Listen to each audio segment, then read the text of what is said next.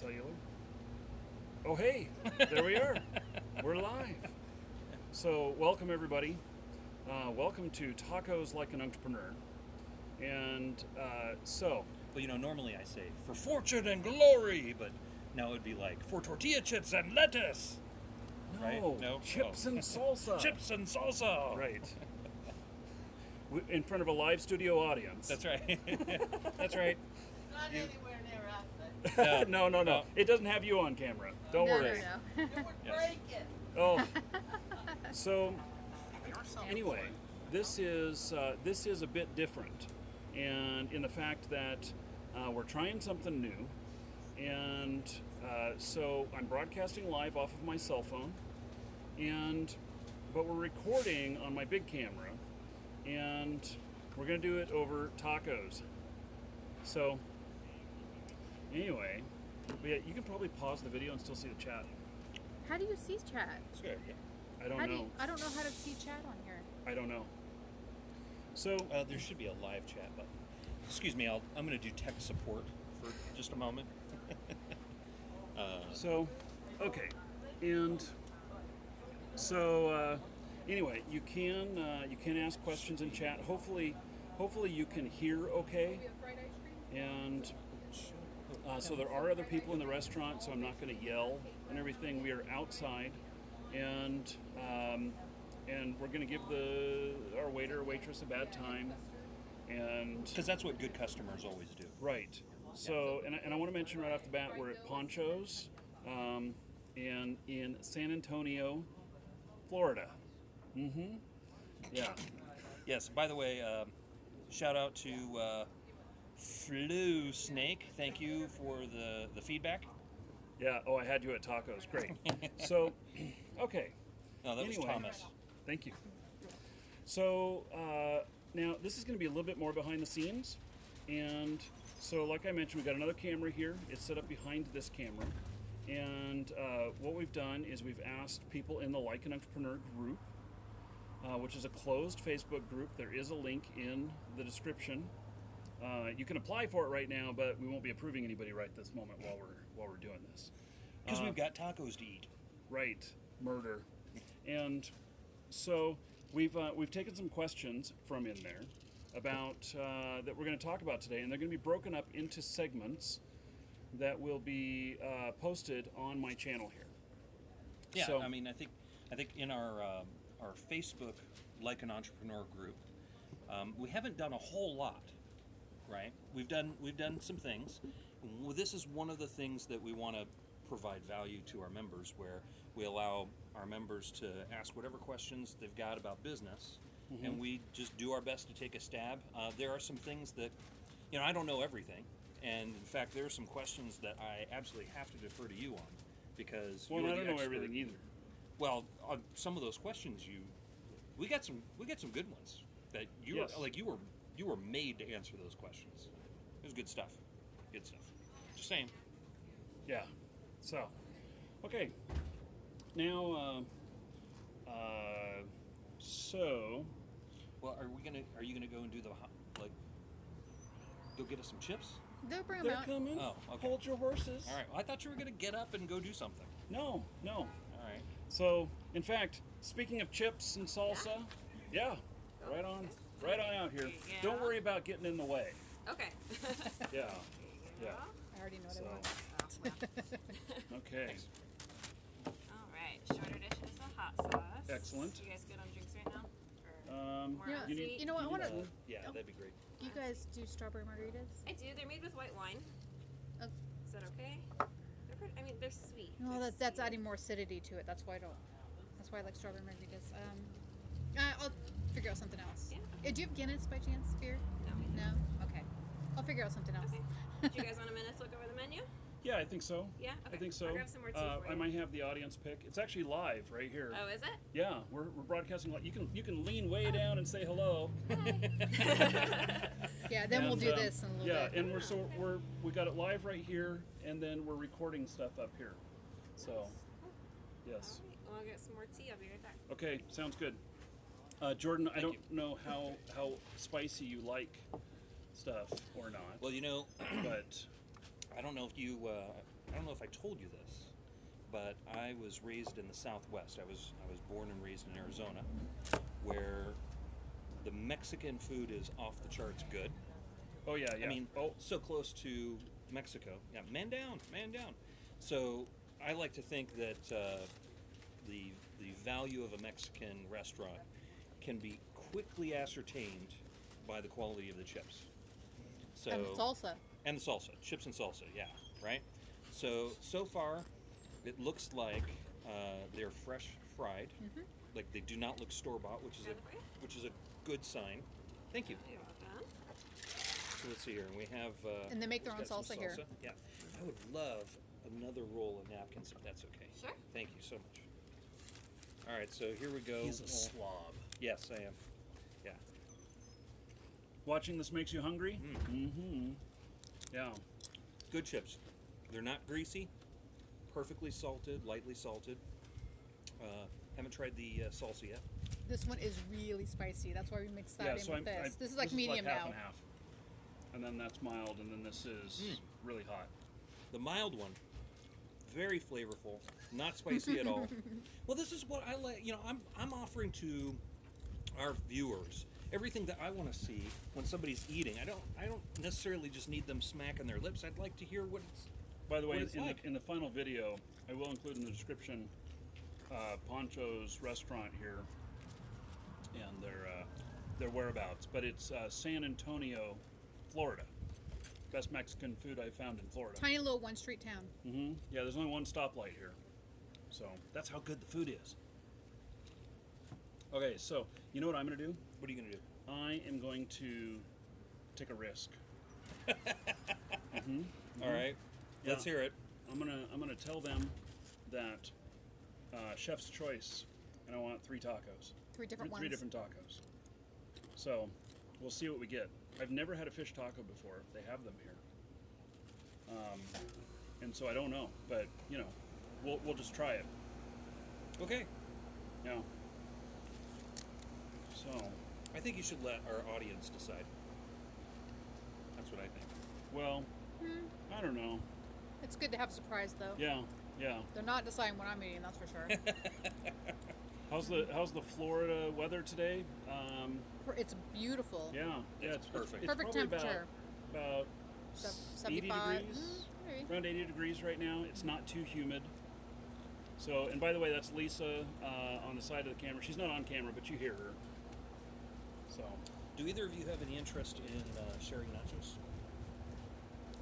if you want to get nachos, that's fine. I'm not very interested in sharing nachos. Okay. But, I mean, maybe I'll try one or two. Yeah, we'll probably munch on a little bit. Okay. They're As long as generally you're, kind of are you messy, putting but meat on them though? whatever you want. Because I don't have to do them. I mean, you can chips and salsa is fine. Are you going to get tacos? I'm gonna get a The- gordita. He's got to go outside of the box here. It's not like but this is a taco show. it's. Okay, so I'll get. This tacos. is not gorditas like an Well, wait a second. What did you say you were gonna tell the chef? surprise me Okay. with tacos. There's many kinds of tacos. What kind of surprise was that? Did you look at all the different types of tacos they got? No. They've got beef, they've got chicken, they've got shrimp, they've got fish, they've got vegetarian. Okay. I'll do the same. Okay. Whatever you're getting, tell them to surprise me, and just make it different than yours. So we have a So little 6 variety. taco surprise. So you guys could try each other's food too. Well, I'm gonna draw out the line yeah, there. yeah. I guess That's that's more of a right. women, I guess that's more of a woman thing. I'm Yeah. gonna rub it all over my beard before I hand it to Jordan. Yeah, which makes it very, very appetizing. Thank you. Okay. All right, so Okay. who's chatting? We got like a bunch of activity here. Oh, I on see our Brian. Hey Brian, welcome. So, okay, and so for those of you who just arrived, this is you're seeing the live portion of this. We also have another camera behind where we're going to be filming these other things. We're doing tacos like an entrepreneur. It's part of the Like an Entrepreneur show, and we're trying. This is kind of consider this to be a little bit more of a behind-the-scenes camera of our filming. And so when we are filming the other stuff, we're going to be looking up at the other camera up here, and we may miss some comments. I don't know. It's possible. So, but that's what we're going to do. And when they come out to help us take our order, if we're in the middle of talking about one of these, it's just going to interrupt that, and you're going to see us at the beginning of each one of these mention where we're at. So you're going to get sick of hearing that we're at Pancho's in San Antonio, Florida. And but it's really good if you live in Florida and you're anywhere around San Antonio. It's definitely a destination spot for good Mexican. Yeah, so as you can see, corn tortillas, right, were used for these chips. Not bad. You can see the consistency of the salsa here. So it's not like super not pico de chunky, gallo. but it's not pico de gallo either.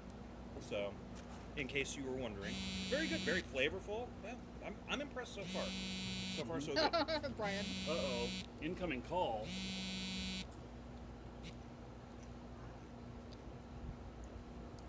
Yeah, you're Just getting a poor Ridge connection. Apartments or something like that? Yeah, that's okay.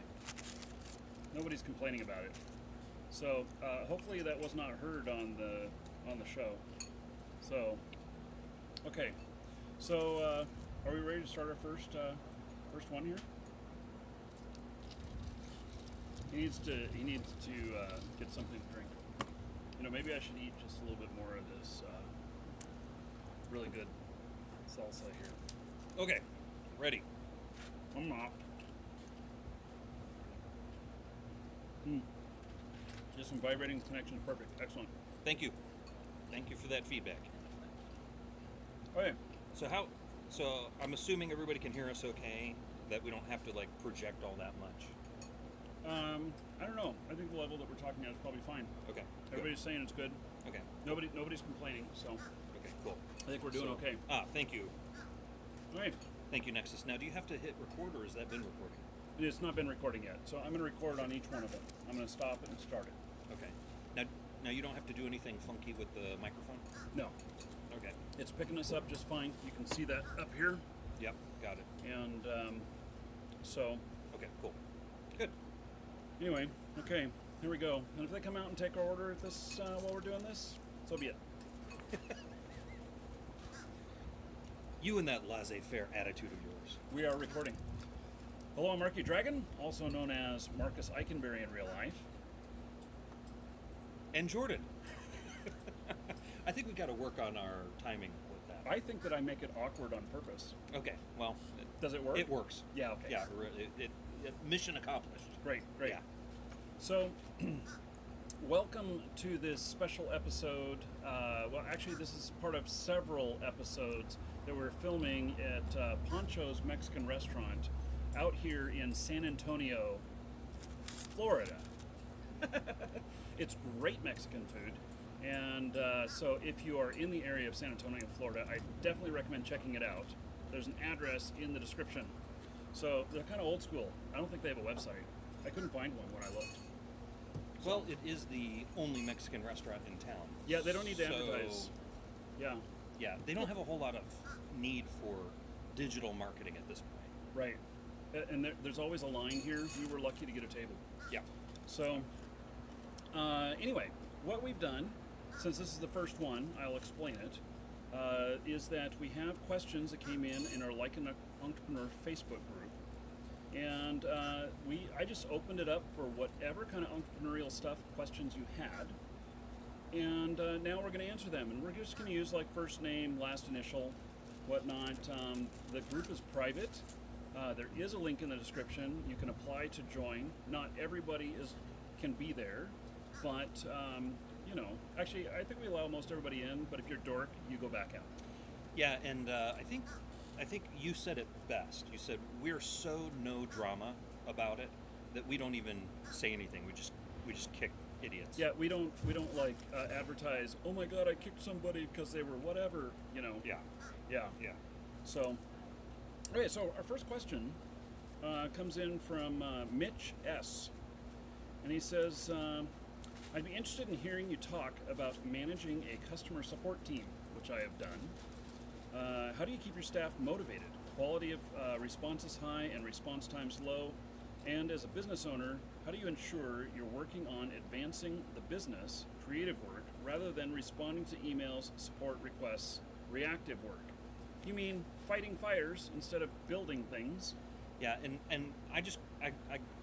I want to go down on record saying just this, and you won't say it, so I'm going to say it for you. The salsa's really good. The salsa is awesome at this place, Yeah, and yeah. the chips are fresh. Go ahead. I couldn't think of a better person to answer this question and talk to you about this subject than Marcus.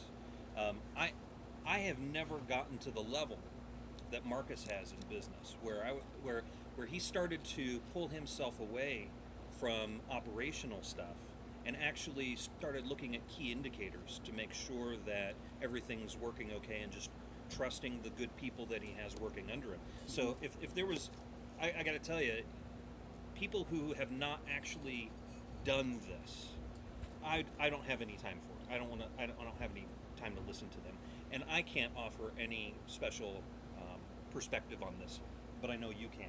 Right. And I'm all ears to hear what you have to say about this, because he's got like 3 questions in that one question, right? Yeah. Very, very good questions. So And by the way, I want to add to it, right? I think most business owners think of all of their employees as vendors, and they don't really treat them like they forgot what it was like to be an employee. So the first thing, and what Jordan is saying here, the very first thing, more paper towels. Awesome. All right. So Thank you. thank you. Well, we're ready to order whenever.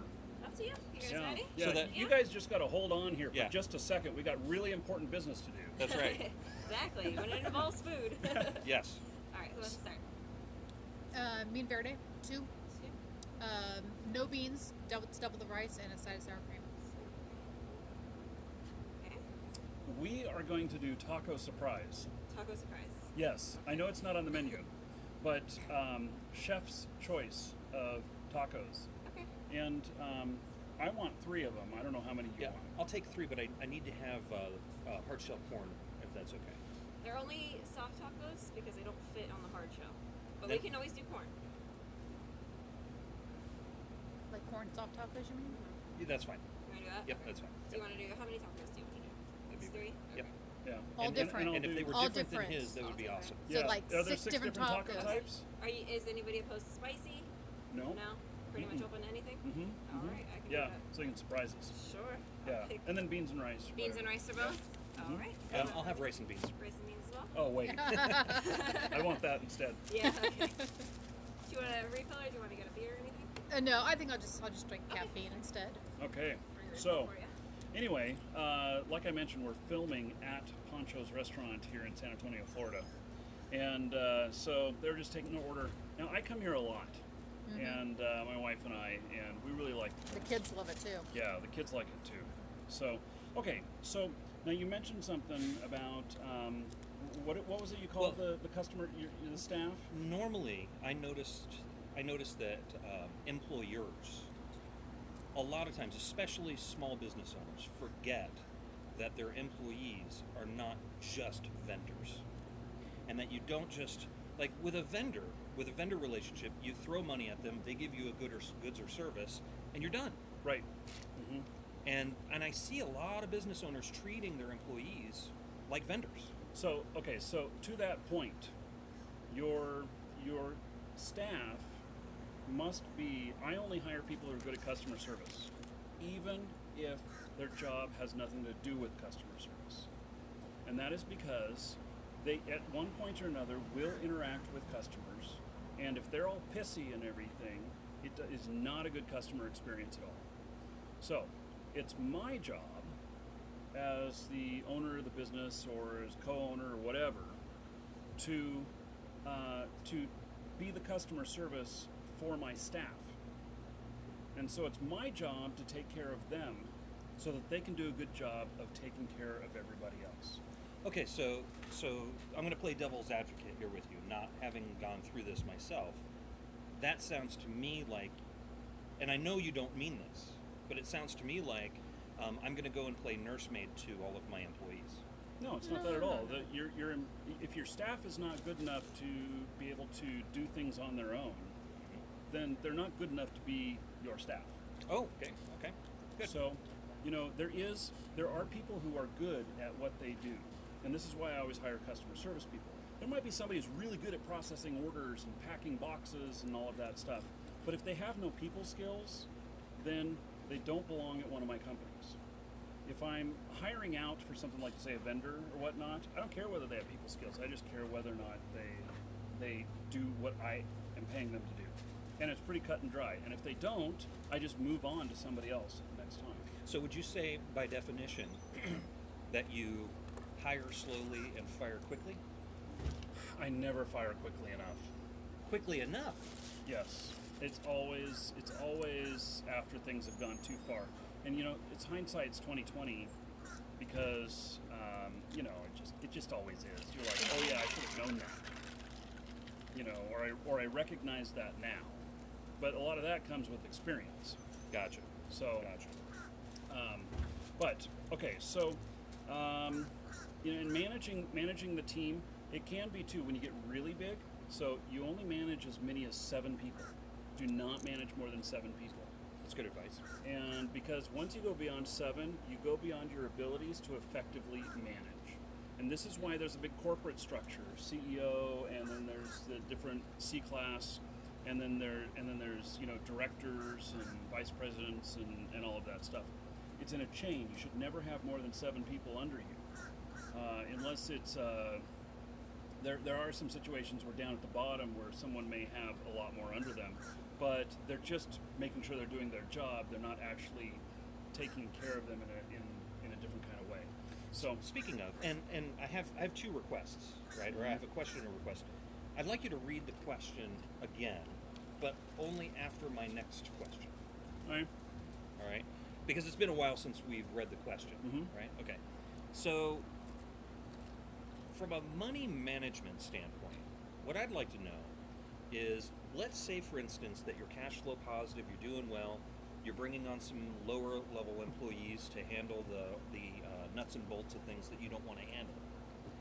At what point in time, how do you manage your cash flow and how do you manage your savings when you want to bring on an upper level manager, right? So I'll give you an example, right? Let's say that you want to bring on a COO, right? Chief Operating Officer, right? Do you have, if he's going to be paid a certain salary, and it doesn't matter what his salary is for the sake of this argument, if you're going to pay him, a lot of money or a little money, are you going to have a year's worth of his salary in the bank account first? No. Are you going to have a month's worth? Well, there's got to be a budget for it. Okay. So. But cash is liquid. Okay. So how do you hire that upper level manager to take over some of those things, knowing and having confidence that you have enough money to pay him if things go sour in the next couple of weeks or whatever, you hit a rough patch? Okay, nobody's going to like this answer. If things go sour, people get laid off. You hold on, you budget well so that you don't make those mistakes. But if you make those kind of mistakes, the company has to come first. Because if the company doesn't survive, nobody has a job. Good answer. And so that's just a harsh reality and the difference between. So when I hire people and when I have to let them go, I am still friends with them in real life, none the same. I mean, there's no change in that. There is people who have never owned a business before and never had been put in that situation. Definitely in their mind, there is a big change. They're pissed off at you and everything. And typically when I've hired friends in the past and then something, and then we've had, to part ways for whatever reason, it's always taken some time to heal that relationship. So that's Gotcha. that's why you don't hire friends, and that's why you don't hook up in the workplace. Yeah. Good advice. So- Okay, so please do us a favor and read the question again, because I thought it was a very good question. Right. I don't want to forget it. So he's interested in talking about managing a customer support team. How do you keep your staff motivated? Okay, so staff motivated, quality of response is high, response times low, and as a business owner, how do I ensure you're working on advancing the business, creative work, rather than responding to emails and support requests reactively. So so keeping staff motivated, I mean, that is your job, and that flows downhill. And there's many different ways of doing that, but if they have a good work environment, there's probably none of my former staff here that's watching the show right now, but if any of you are, you could feel free to tell in the live show what your thoughts are on working for me. And what most will say is that it was one of the best jobs I ever had. And that's because we did not screw with anybody that was not screwing us back. So as long as you did your job, we left you alone. But once you weren't doing your job, then it was different. Then the screws get to you, and there's a bit of pressure applied. So did you have an accountability system? Did you look at anything in particular to judge whether or not somebody needed a corrective action, or did you set up a commission plan for people who are in customer service? How do you get that high level of response? You don't have to pay high to get good customer service. Okay. So you need to have happy people at their job who love doing customer service. Your people who are the forward-most facing with your customers are people who were born to serve others. So there's no doubt about that. And I can give you a good example. I had in my limousine services, the hogs have arrived. In my limousine services, I had several chauffeurs, but then we hired this guy who was right when we hired him, he had just left from his previous job, and was he was named runner-up chauffeur of the year in the United States. And so, Wow. he was a very high-end chauffeur, and we paid him very well as well. So I don't know how he ended up with us, but he did. And So what I'm getting from you, aside from the side conversation over there, Right. is that you hire smart, and these issues become less of issues. yes. So if somebody loves doing customer service, you don't have to motivate them. And so what I was going to say here is that this guy that we hired, that was named, the runner-up chauffeur of the year for the United States, the year prior to when we hired him, he loved to serve. And so every action that he took, everything that he did, he had in his head, thinking about this, that this is what I want to do. This is that what makes him happy was providing service and doing it well. And he did amazing things that you never thought of. He would do things like, clean the glasses in the car while a customer was inside, and they come back out and it's a whole rack of clean glasses again. And they're like, well, we used a couple of them, but they were done, and Sure. and so they're all clean.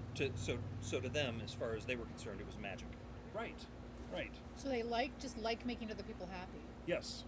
So and get satisfaction of them not noticing and stuff like that. So anyway, that's one good example of it. And then the response is high. The quality of response is high. It's because they love their job, so they take extra time. The only time we would ask people to take less time is when we were in a crunch, and we called that ripcord. And basically, what that meant was we had so many orders coming in and so many customer calls or whatnot that you just had to cut down on the time that you spent with each one of them. But when it was, when you were had the time, then no problem. So spend as much time as you want, And so if you always exceed customers' expectations, they come back a lot more. And response time's low, yeah. So if you notice at our company, if you've bought any game codes from us, our average is well below 20 minutes.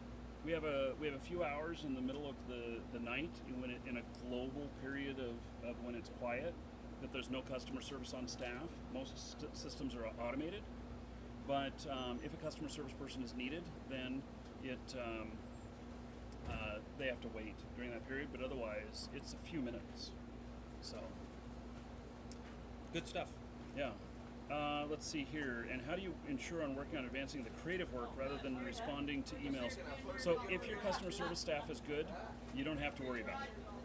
So they are taking care of things. You should always spot check though. Don't ever think that you can walk away and just let them take care of everything. And staff hates it. So they hate it when you look over their shoulder and say, okay, show me, I used to do this to people.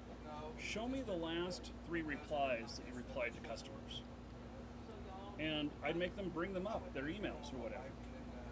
And then I would critique them if I needed to.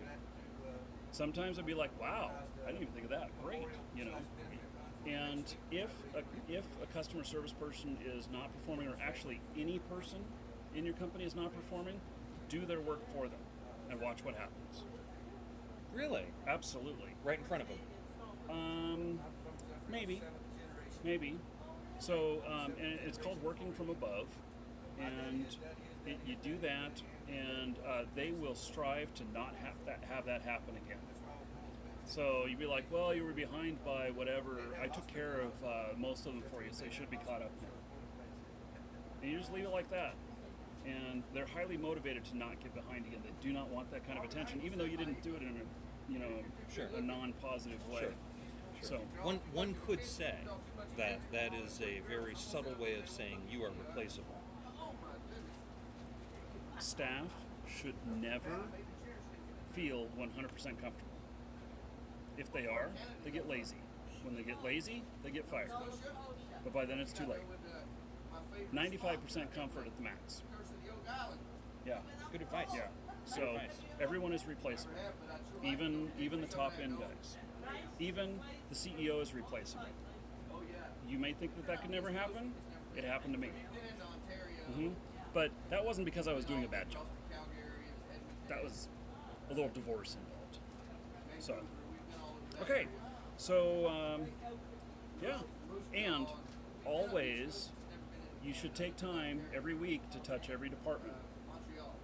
You should process a couple of orders. You should pack a couple of orders. You should take a couple of calls.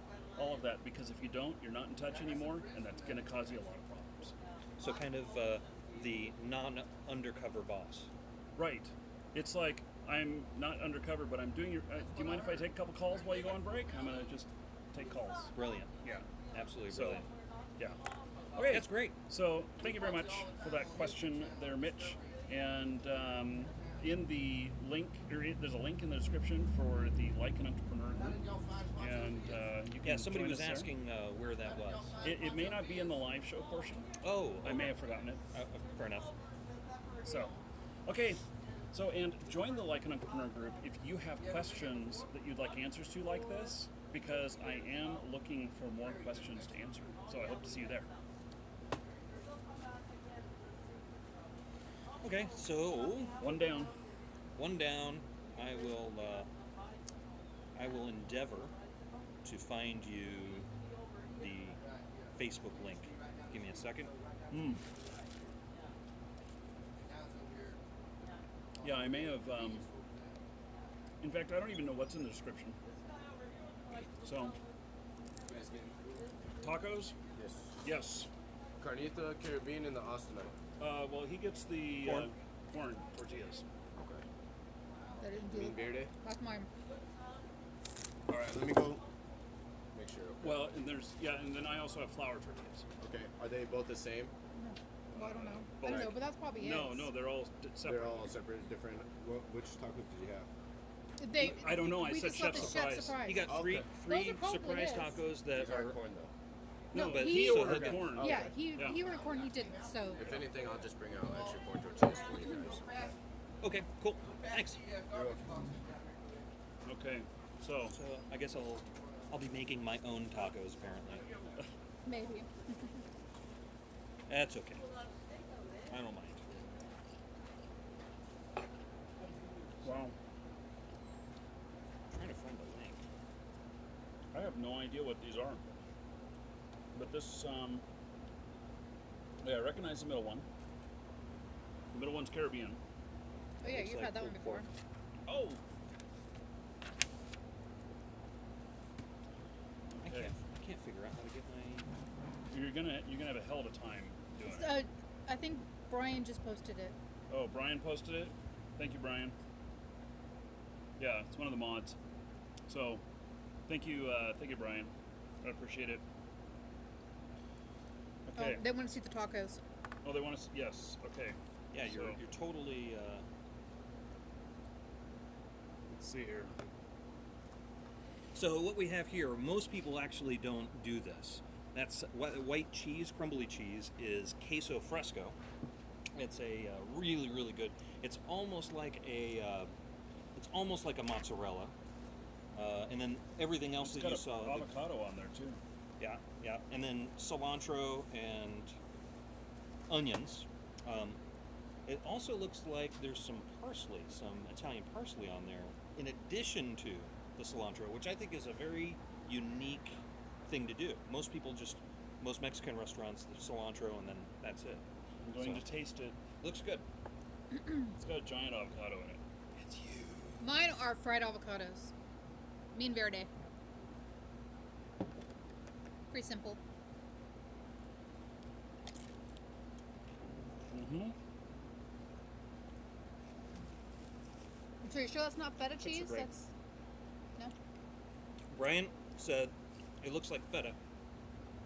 It crumbles and looks exactly like feta, but it has a much lighter taste to it.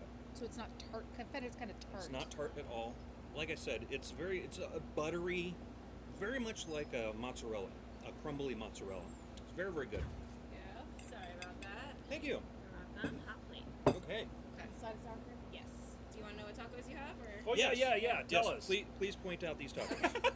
That's called the West Coast. Okay. You can get fried or grilled shrimp. That's Okay. the hen house. It's chicken. That's the Texas flood. That's steak. Okay. And then rice and beans. And, And then then- sauces go with those. Okay. Yeah, some. That's a carnita taco. It's pork. Caribbean taco. That's a sweet and spicy with chicken and mango. That's the Austinite taco, steak and avocado. Excellent. Good. All What right. kind of cheese is that on there? That's a queso fresco. It's like a Mexican crumbled cheese. Excellent. I'm gonna get your sour cream for you. Jordan was spot on. I told you. Hey, man. I grew up in the Southwest United States. Don't mess with me on Mexican food. Oh well. But you know what? I got to tell you. See how fresh everything looks? I mean, it looks a Yeah, lot different so than far- just going to a generic Mexican restaurant. Yeah, so far I've been impressed with everything that I've seen so far. Mexican food in Florida is not known to be great. Cuban food in Florida Yes. is known to be great, Yes. right? Because we have a very big Cuban population. But so far, I'm very impressed. Thank you. You're welcome. Anything else I can grab at the moment? I think we're good.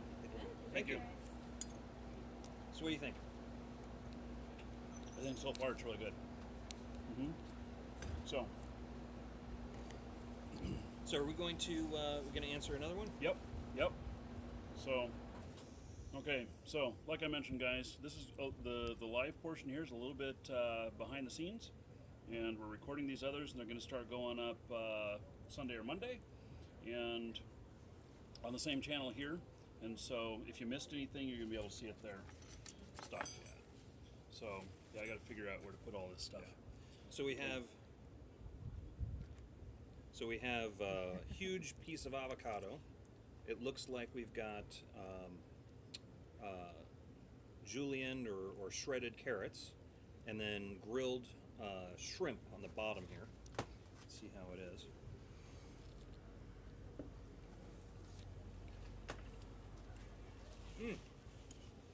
Hello, I'm Marky Dragon, also known as Marcus Eichenberry in real life, and this is Jordan with his mouth full. I hate you. He just started filming right now. I knew it. I hate you. Good So, timing. We are at Pancho's Mexican Restaurant in San Antonio, Florida. And this is part of the Like an Entrepreneur series. And we've taken questions from viewers through our Like an Entrepreneur Facebook group, which there's a link in the description. And so we decided to do it on site here and bring up some great Mexican food. And Yeah, thanks so again, by the way, for starting when I was eating. I really appreciate it. I'm going to eat while we're doing the rest of the video. Okay, Yeah, I'm going to talk with my mouth full a little bit too. fair enough. Okay, I might even dip my beard into this and then lick it. That's I'm just gross. kidding. That's gross. Just kidding. Okay. Yes, it is a problem though. It happens every once in a while. That's why sometimes you see me hold it back while I'm eating something. Gotcha. So, okay, I got a great question here from Tyson R. out of the Like an Entrepreneur Facebook group. And he says, logo creation, branding, I would love to see discussed. And so, there is a little bit of logo stuff going on here. I'm just saying. And That's called personal brand. right. Building your personal brand. Actually, that's called that's called branded. Personal branded. Yes. That's true. That's true. So my logo came out of really our website back in like '99 or so. We had somebody do a new website design for us because we were running on really crappy stuff. We were just running like just generic forums and stuff. And he drew up this elaborate design that when we looked at it, we all passed out because it was like so amazing. And then he told me the price. It was like $2,100 for the design of this. But we could use it on our websites and we could use it in the forums and everything. And I remember it being very expensive. But he had this great dragon logo that was centered right up there in the top. And I looked at that and I said, oh my goodness, that's awesome. And so it just happened that became our logo. I have tried other logos with other businesses, and so it's really good if you can have a logo that represents that when someone sees it, that they know what the business is, what kind of business you're doing. But the problem is that that's not very realistic.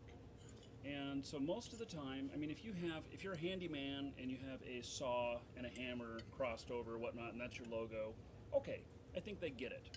Think in the size of thumbnails, like desktop icons, that when you look at these different programs and the thumbnails that they have on there, which ones of those are actually, you look at it without the words and you know what it is without knowing what the program is. And so It's just kind of intuitive that. right. Now I said I was going to eat in front of you, and I am. Yeah. Which, by the way, I gotta say, especially for our live viewers, the beans are off the hook, and I don't normally even comment about the beans because normally they're just beans. But these are really good. They nailed it. And what's the taco that you just took a chunk out of? You don't know. All right. It's So you're not going to be invited to my foodie channel. I just wanted you to know. You got to be more descriptive than that. yeah. It's Just just good. saying. Just saying. We ordered chef surprise. Yeah, we told the chef, whatever, send us some tacos. It worked. So, I really want to hear the story about how you went on to Fiverr trying to save some money. Because Why do you have to bring that up? Everybody will relate to this. That was the worst $5 that I've ever spent. And In fact, And- it cost a hell of a lot more than $5. and not everybody watching who's starting a business has $2,100 to spend on a logo. Right. So we're going to want to go save money, maybe go to Fiverr, right? For those of you who don't know, Fiverr is a really great website.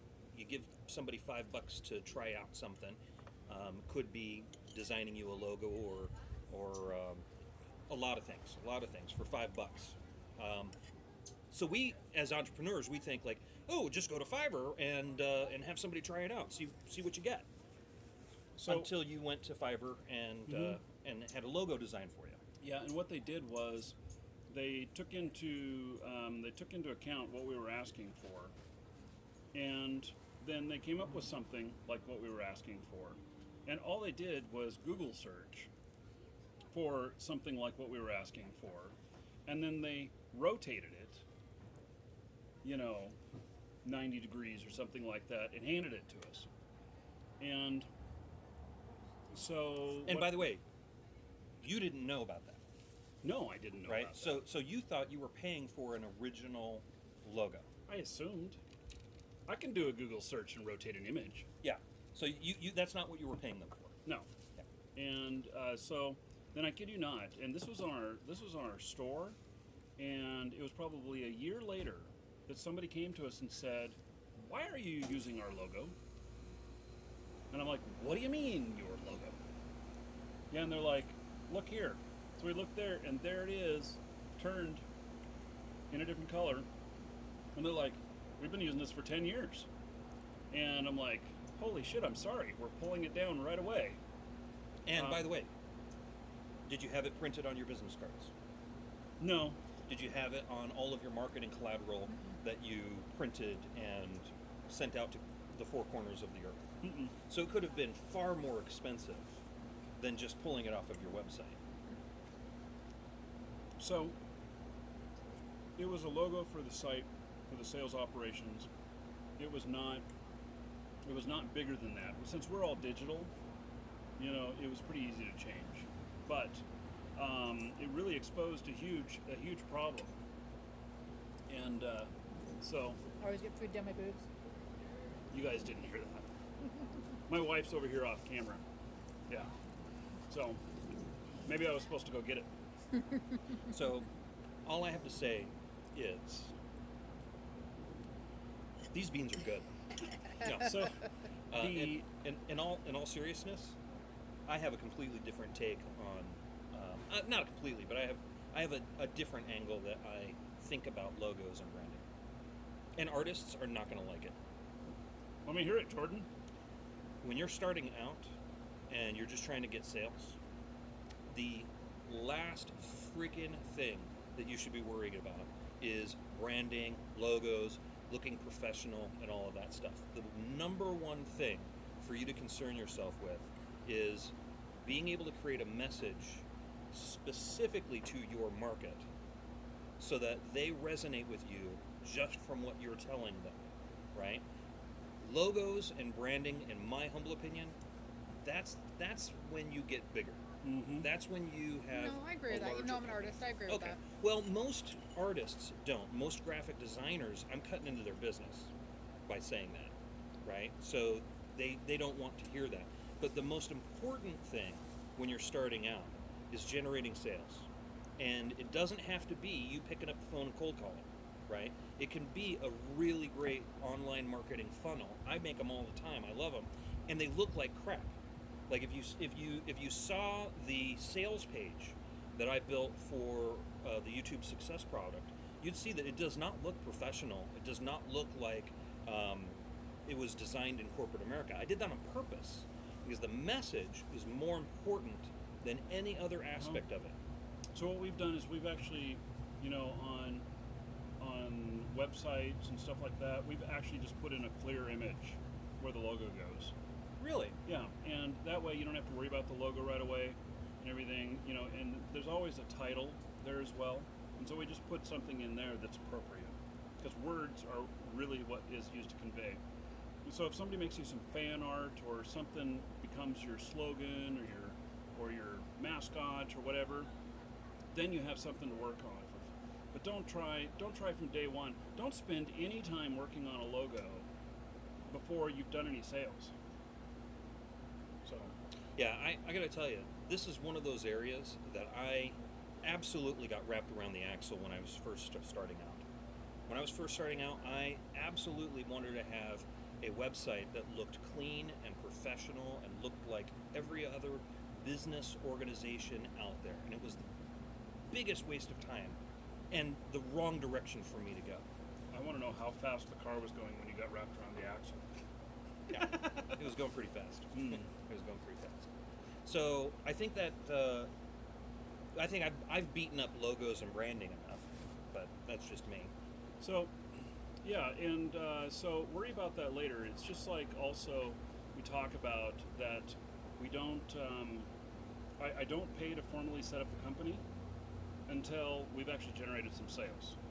I like to bootstrap. I like the to start using earnings from doing sales to pay for that kind of stuff. Because if there's no money happening yet, there's nothing to protect. And if what you have is really so hot that you got to protect it beforehand, it means you have investors crawling over, obstacles to get to you to help you with that. And if that's the case, then great. But that's not generally the case. And so you're crawling first. Don't worry about spending all that money on everything.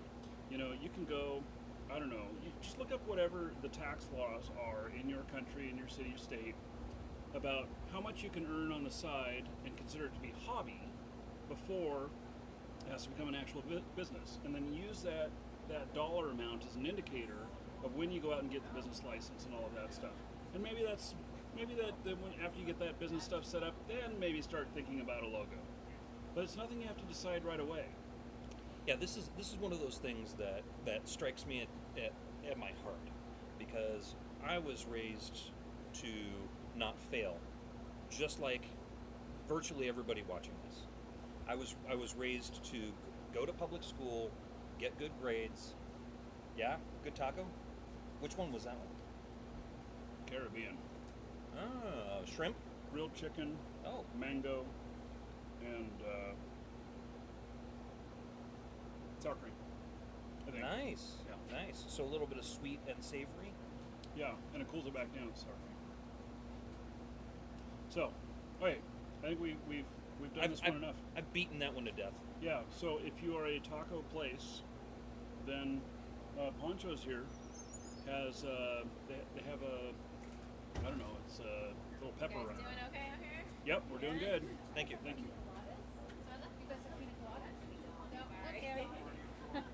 Lisa's trying to order alcohol. Yeah, they just don't have Yeah.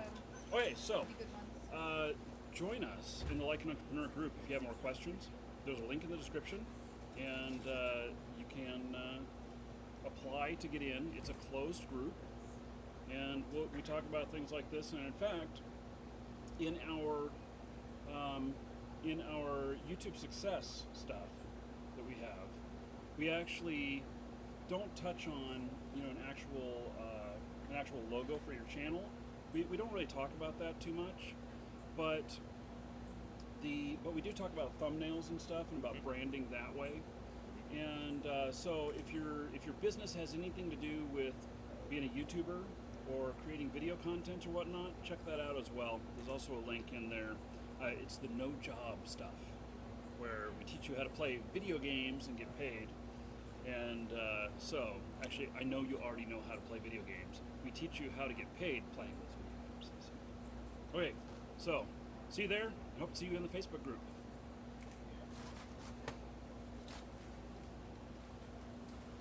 You are determined to not eat on camera, right? No, it's very unnatural. Very unnatural. Mm-hmm. So Pablo RSA says, different here in the UK. What do you mean it's different here in the UK, Pablo?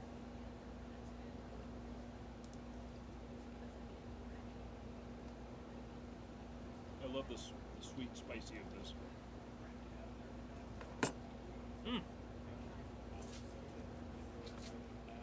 This is so good.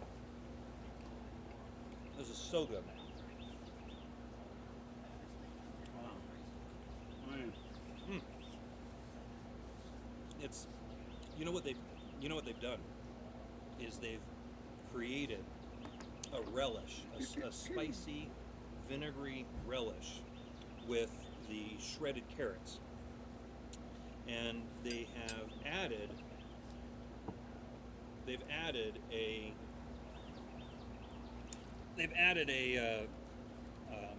an avocado and some shrimp to it,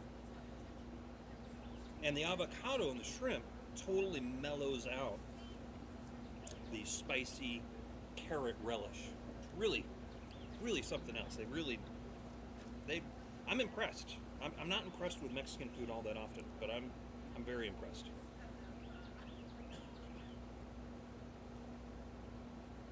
Spicy? Mm-hmm. So Pablo RSA says, if you intend to sell anything for a profit in the UK, it's a business. There is no hobby trial. Okay. Well, gotta respect the local country laws. Alright. So, this next one is gonna be you, Jordan. What's this one? This is Google AdWords. Ah. Yeah. So, Yes. Yes, Google I've done some AdWords. pay-per-click, but it's been quite a while. And holy shit, that's hot. Man, all that of this one, is great. that one, when you get to that, Oh man. mm-hmm. Yeah, they've That one's loaded. gonna light you on fire. Yeah. Holy they've, cow, they've there's a loaded lot of jalapenos this on that. one down with nothing but jalapenos and cilantro. It looks like. So you're gonna see me reaching for my.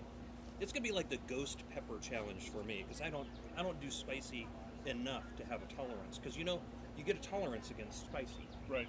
and I just don't eat it enough to have a tolerance. So maybe I should see how long it takes before I have to take a sip of iced tea in between bites of pure jalapeno on a taco.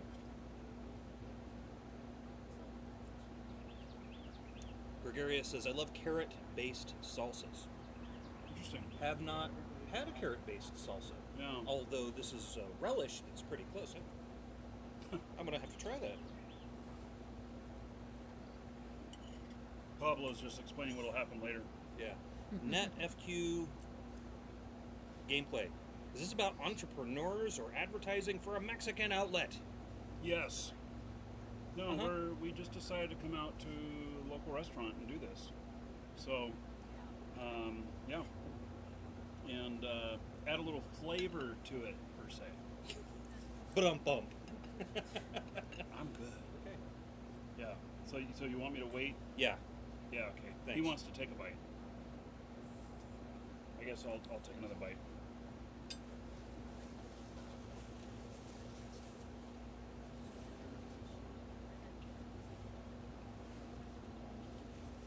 Okay. Man.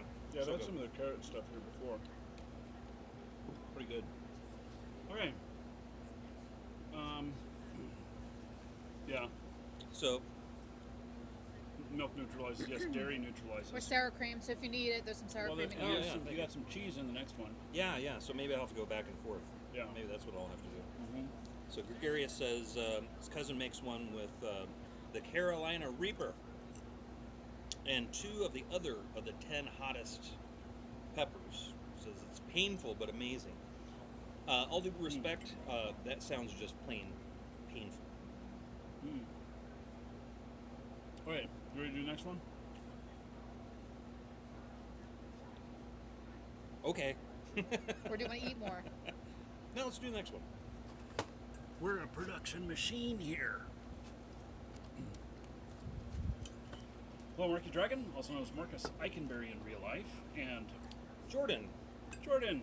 So we're here at Pablo's Mexican restaurant in San Antonio, Florida. Do you like that pregnant pause? Known for its Mexican food here. No, not in really. San Antonio, Well, actually, Florida. No, I mean the best Mexican food. I'm so glad this is like 10 miles from our house, and I'm so glad that this is near us because the Mexican food here is excellent. So, if you live in Florida and you're around San Antonio, which is north of Tampa, then it's a good place to go. So, we are taking questions from our Like an Entrepreneur Facebook group and making videos out of them, answering them. The exclusive, closed entrepreneur Facebook. You do have to apply to get in. You can't just go see it. You actually have to apply, and we do that so that if anybody's NAS hat, they're gone. Yeah, we're definitely not just opening it so that anyone can join. Right. I mean, that's just all there is to it, Mhm. right? So I don't want to be playing admin any more than you do. Right.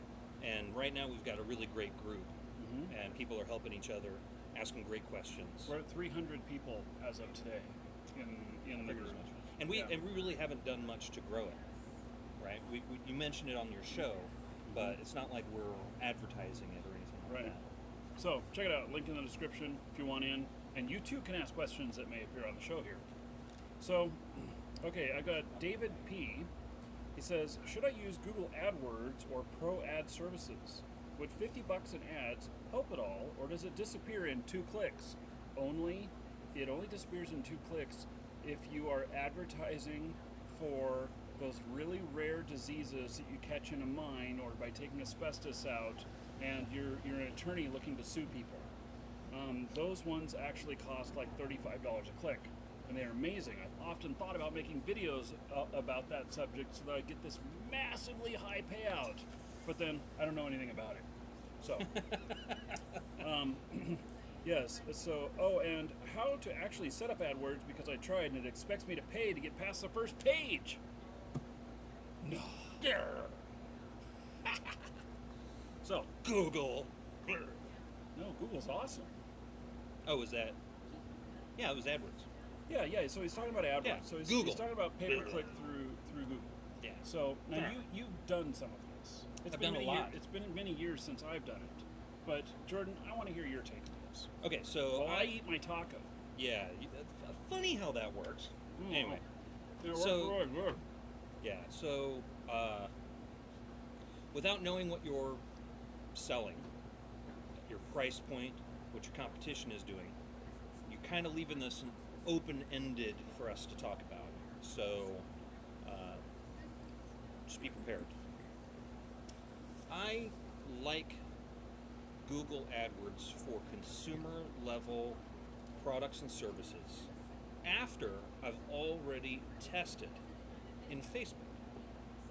Interesting. So you look, the short answer, I'll give you one or two answers you can choose from. The short first answer is just test. Make sure that you don't have an open-ended No, put a cap. amount. A daily cap. You got to put a daily cap. This is the maximum I want you, Google, to spend. And you put a start date and an end date. You don't say, I just want you to run forever. There have been plenty of stories out there of people who've been completely just Yeah. screwed royally. Like they choose to pay out 5 cents on the word buy. yeah. And then everybody who's looking to buy whatever in particular comes up at the top. And next thing you know, 10,000 people have clicked on it, and your credit card is overdrawn. Yeah. There is a reason why most people don't make money when they're doing advertising. Period. Google is no exception. I don't test on Google unless I already have a tremendous amount of research done, or have already tested on Facebook first. And what I mean by that is there are a whole bunch of tools, including Google itself, including Google AdWords itself, that allows you to look at what your competition is paying for in keywords. You can also look at how many keywords are being searched and what the volume of that is. You also want to do searches for those keywords to see what comes up, because what might happen is you might do a search for Eve, yeah, which could be the video game or feminine products. yeah. So you want to go and sell something on Eve, so you do an ad campaign and you select Eve as your keyword. Well, there's a whole bunch of feminine products that are you're going to be paying essentially for people who have no use for your product, because they're searching for similar things. And that's why I caution you against jumping in with Google. Facebook gives you the opportunity to do two things. And by the way, on a personal level, I hate Facebook. Right? I don't like the way they treat advertisers. I like even less the way they treat their end customers, their consumers. Which, by the way, just to give you a little bit of a snapshot in what I think here, you have a Facebook account, I have a Facebook account. If we're not paying, then we are the product.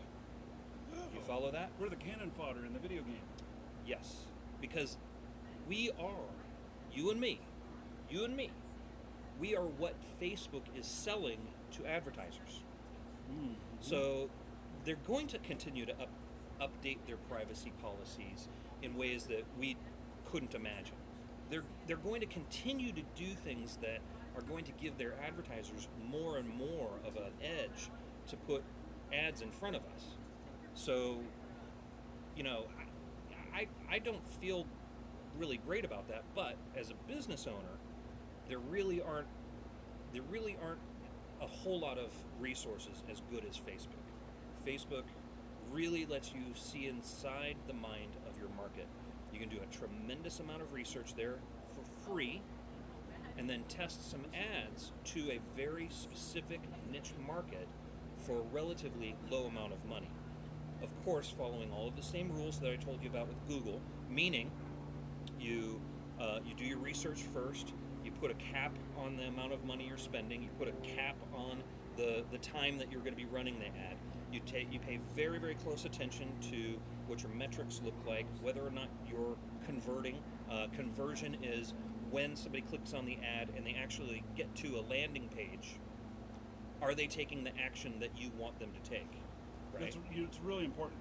Yeah. So Because if they're getting there and they're not buying, you're wasting your money. that's exactly right. So this is an advanced kind of topic that Marcus and I are going to talk about very soon.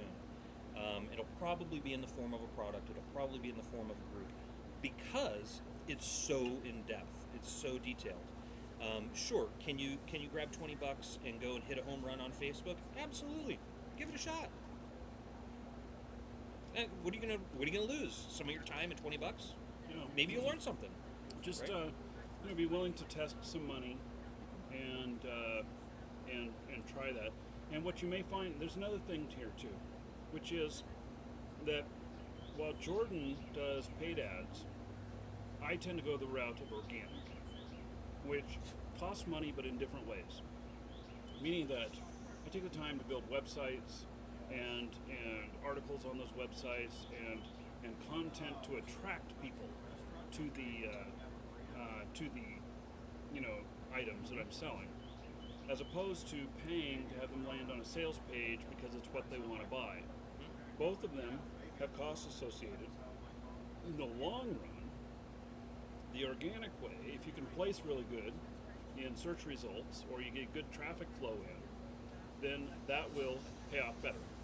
But, in the short run, you got to get the machine started, and you got to, so you not only are testing your ads, because it is a successful ad if it gets them to click on it and land on your web page, but then you have the conversion end, and so you have to convert after that as well, and so both of those have that same combination. Absolutely. And by the way, on that note, Marcus is good at generating organic traffic.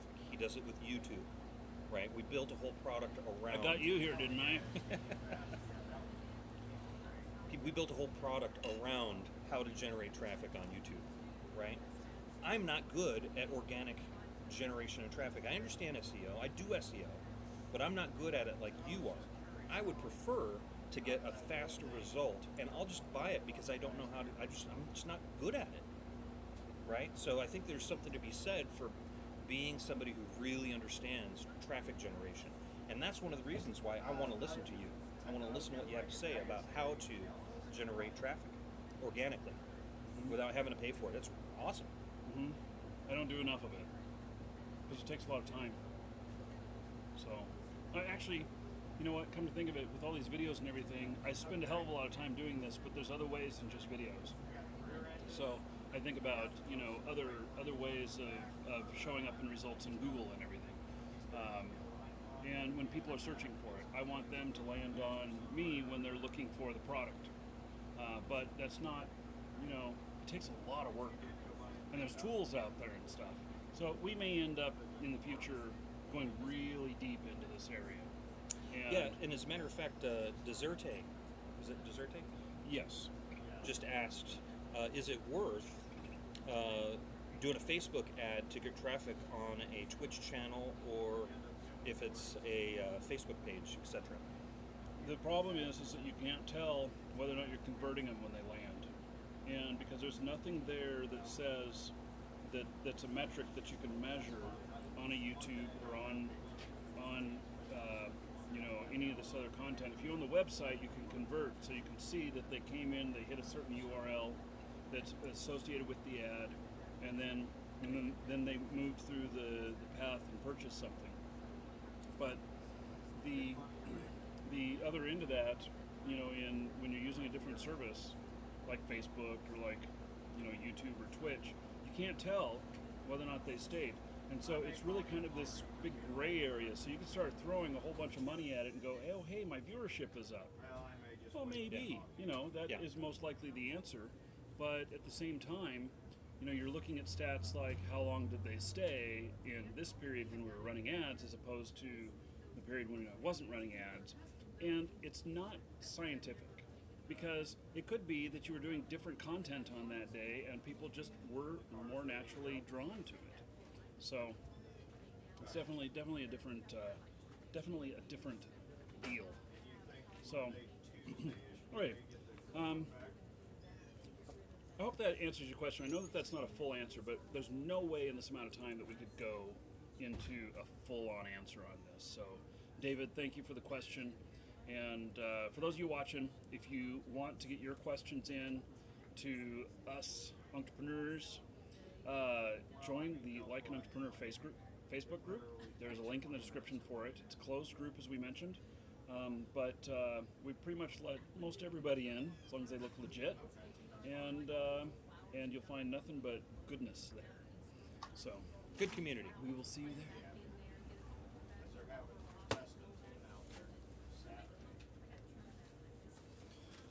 Okay, man. So how are you guys liking this? Next weekend. I'm sorry. I'm thinking Is this amusing? Do I amuse you?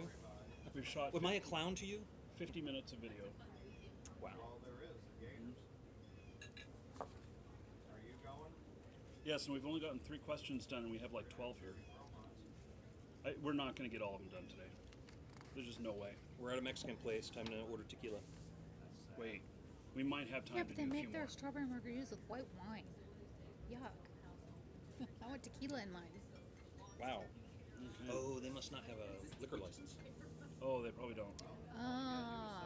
Yeah. So you can serve wine and beer when you don't have liquor license, though? Well, there's probably a couple different classes of licenses. Yeah. Yep. So you gotta have neighborhood approval to serve hard alcohol. At least in most places.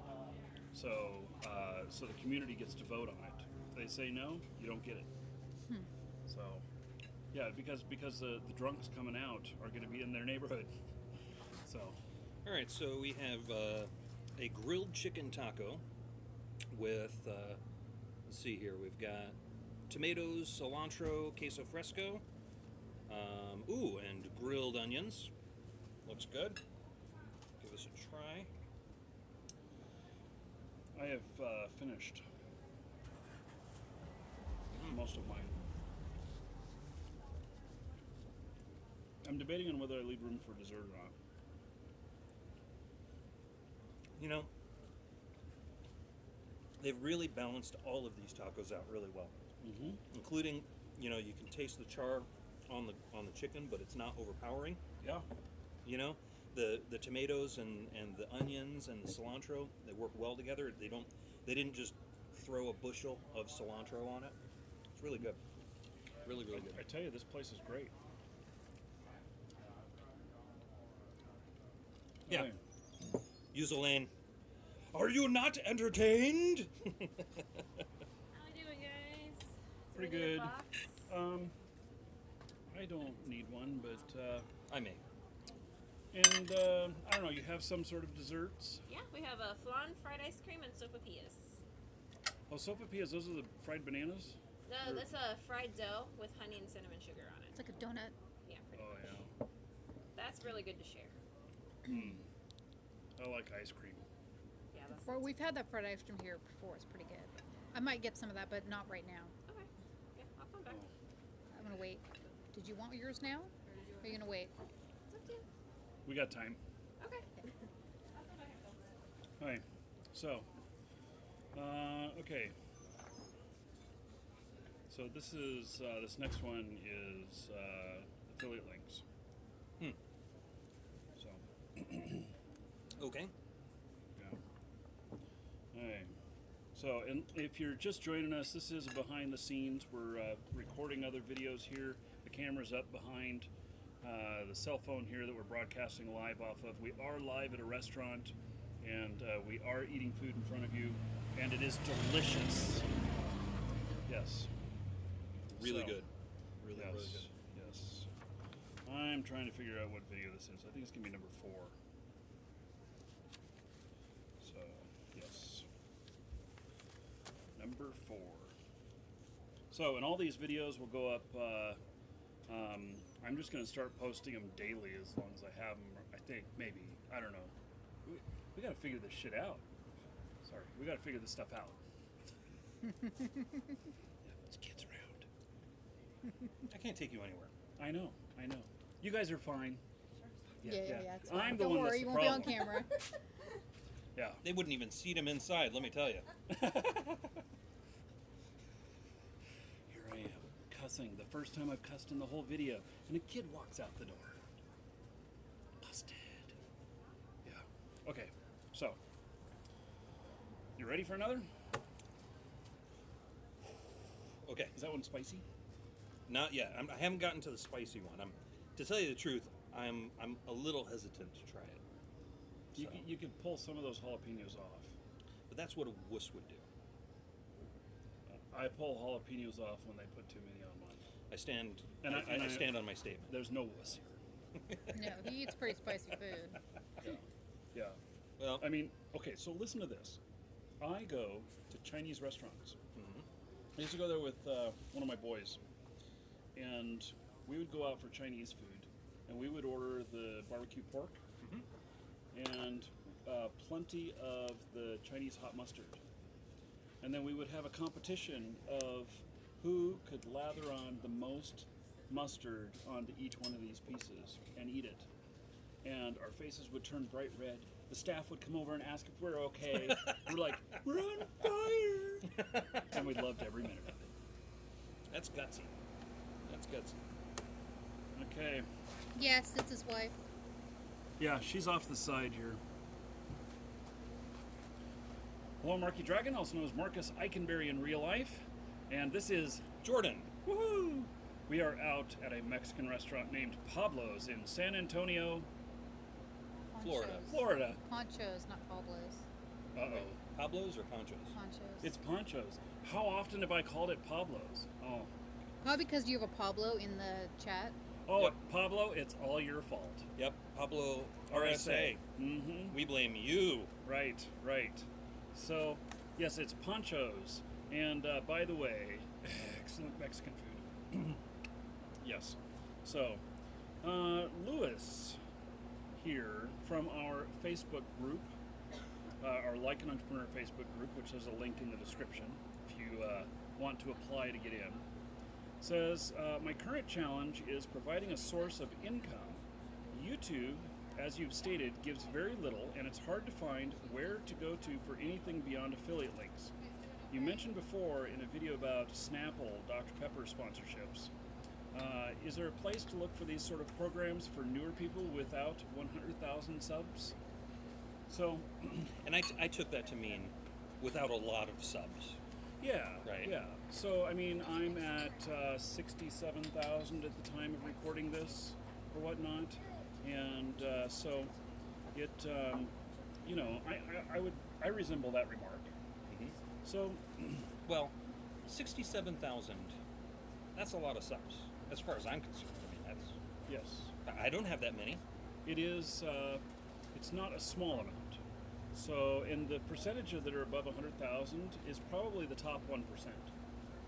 So, you know, okay. So you mentioned about YouTube earnings or whatnot, and it's true that YouTube earnings are probably about 20% at most of your earnings if you are doing things right. Now, there are some people out there that have channels which are wildly successful, and they're doing 100% off of the YouTube ads. And to me, that is a huge amount of missed opportunity. A lot of money sitting on the table. Yeah, we discuss things like this in our product YouTube success, and I believe Lewis is in that group as well. So Yes, he is. now he talks about affiliate links, and affiliate links is one of the really easy places to start to make other income. And so now you had kind of a warning. Yeah, yeah. So a couple of years ago, when affiliate networks just started getting popular, I live close to one that's it's like a $400 million a year affiliate network, right? And everybody's going gangbusters. If you can, it was like if you can generate traffic online, either organically or paid, then you could go and sign up as an affiliate and make a lot of money as an affiliate on one of those networks. And some things have started to change. I mean, you could still make money doing it, but I've noticed that more and more of those same guys are now posting comments on Facebook groups that I'm a member of. Things like, hey, is anybody else not getting paid by this affiliate network? That's really bad. Yeah, and other people are saying, yep, they make you jump through hoops and try to prove that you in fact made that, you earned that commission that you made. It's almost like any excuse not to pay you, right? So just be really careful about what affiliate networks you join. And a really good starter affiliate network is Amazon. They don't make you jump through any additional hoops that other affiliate networks have you go through. Their catalog is massive. Anytime somebody clicks on your affiliate link on your site or on YouTube, and then they start shopping around for other stuff, you get credit for all of those other purchases as well. So it's actually pretty cool. Now, the percentage of commission is very small, but it's good to get started with an Amazon type of deal. There's also another affiliate if you're doing video game sales. If you know this guy right here, you can be an affiliate for Marky Dragon. You've got an online store, and you've got an affiliate system that Correct. you're paying people on sales for Correct. video game stuff. Correct. So it kind of fits in perfectly with what he does and with what you might enjoy doing anyway if you enjoy playing video games. If video games are your realm, so it may not be, and so we would be of no use to you there. But if you are into promoting games like the ones that we have, then it is it's easy. So and we walk you through getting stuff set up and everything and how to do that. And we pay people too. Now I will say that there is one hoop that we have to jump through when you're really successful. And if you are in the United States, we require a W-9 when you get up in the $500 range per year. And because we're not allowed to, well, we can pay you over $600, but then we have to pay all of your taxes if we accidentally do it. And so we then require a W-9, which means giving over your Social Security number or your EIN, which is your business number, so that we can submit that to the IRS so they know the earnings you made. And that is the only time that we don't pay people. And so we have some people that fall into that realm that have just not wanted to provide that. And so we pay them up to a certain point. We get up to that point, and then no payments for the rest of the year. And then come January 1st, they're getting like another $599. And then everything else carries over. And I think to myself, man, it'd be so simple. They have all this money sitting there. Why won't they turn in their tax form? But no matter how much we ask for it, we don't get it. And so that's how we deal with it. And in some ways, that's exactly the opposite of the problem that I described to you, which was affiliates are forced to jump through hoops by the affiliate networks to get their commission. Well, that is one hoop, but we make it really easy. So, but that just goes back to customer service, and we want your business. So we want you to refer business, and we're going to take care of it and stuff. But that's not always the case. So,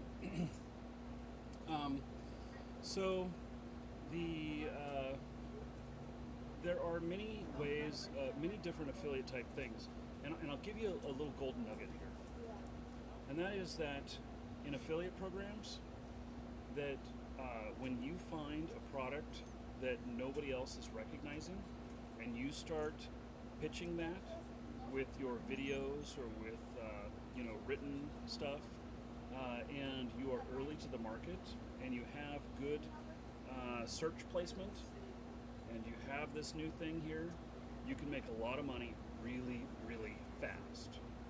And so, there's the tried and true stuff that's out there and everything that keeps nice and steady, but then there's these really hot things every once in a while. And it's like, so I had a buddy of mine that was back in the day of when you could, when they first came out with ink refill services for inkjet printers. And so that was something that was brand new, couldn't do that before.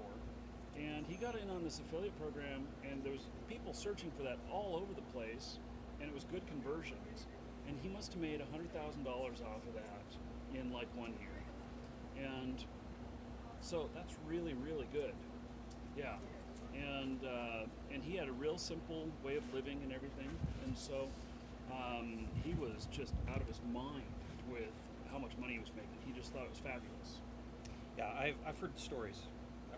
In fact, I've heard stories from the unlikely sources, right? So I've done a lot of electronic payment work in my past life. So if you have credit card processing or merchant account kind of questions, I could totally answer your questions.